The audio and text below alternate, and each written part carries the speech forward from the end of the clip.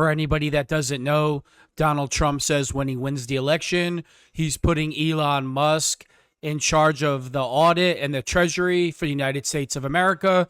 Elon goes on Fox News and announces all his tax cuts and spending cuts to make Americans have a better life. Let's jump into the video. Man in the world, Elon Musk, laying out his vision for major government spending cuts if former President Donald Trump winds up president again. How much do you think we can rip out of this wasted $6.5 trillion Harris-Biden budget?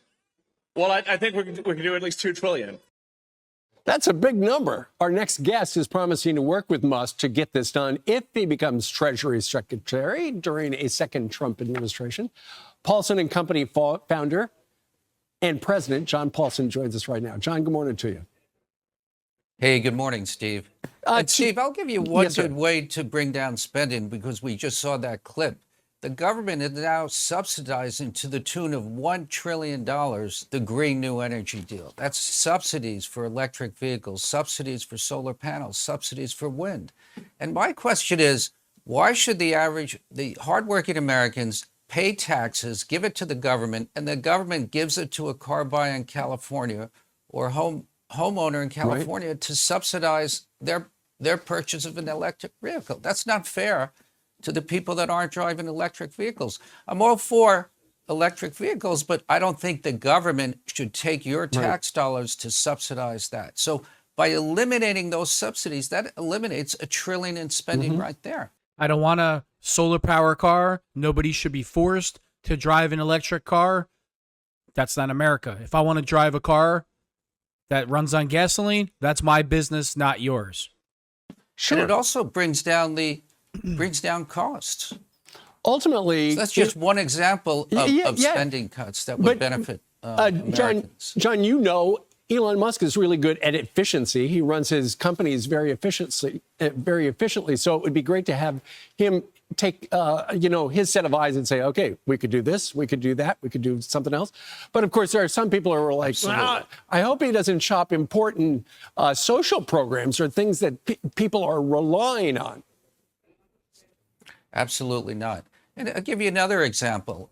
The federal government. Here, I got one giant social program that needs to stop that will save the taxpayers billions of dollars. Stop incentivizing illegals to break the law and come into the country, and then you hand them everything. Housing, healthcare, free benefits, free phones, cars, you name it. Democrats are giving it to them after they broke the law. If you just get rid of that alone, Australia, if you want to go to Australia and live there, you have to prove that you have employment before they allow you in the country. There's no reason why the United States of America can't do the same thing. No reason at all. Government was estimated to have paid $150 billion for illegal immigrants last year. So there we go. Sorts of a subsidized program. So one way to reduce spending, and Trump has made a commitment, no federal benefits for illegal immigrants. There's another $150 that could come out of the budget, preserve the tax dollars to support Americans, but not for illegal. Can you imagine going into a country that you don't belong to, that you broke the law to get into? And the people here are like, oh, here's an apartment, here's a car, here's a free phone, here's $50,000 to buy a home, here's money for food. You can't figure out why they break the law to get here? You incentivize them to break the law. You don't deserve anything for breaking the law.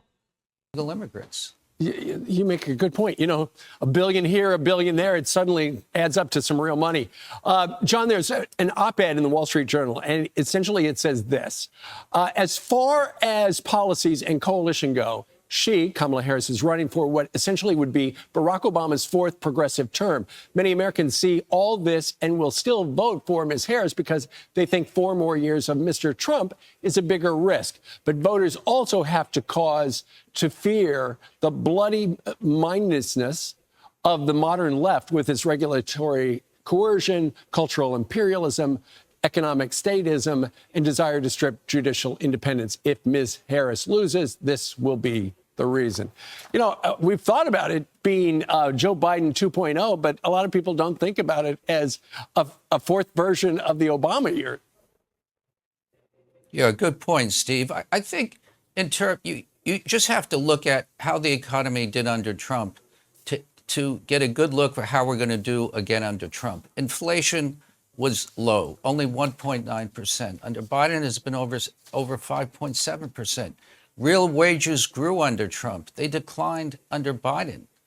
So electricity costs are up almost 30%. They were stable under Trump. So when Trump's elected, we will again have rising real wages, lower inflation, lower cost of utilities, lower cost of housing. That's going to benefit everyone. He has the track record to prove it. The opposite happened under Biden-Harris. And one of the things that people hate about taxes is we pay our hard-earned tax money to Washington, and then Washington wastes it on stuff that is not efficient. Maybe in a second Trump term, that will all change. We'll see what happens by next week. John Paulson, thank you very much for joining us today. We gave enough money to Ukraine for the next 500 years. If you stop funding Ukraine and you stop getting involved in overseas issues that have nothing to do with America, and you stop giving illegals benefits, those three things alone would save America trillions of dollars. Trillions. An idiot can figure this out. An idiot.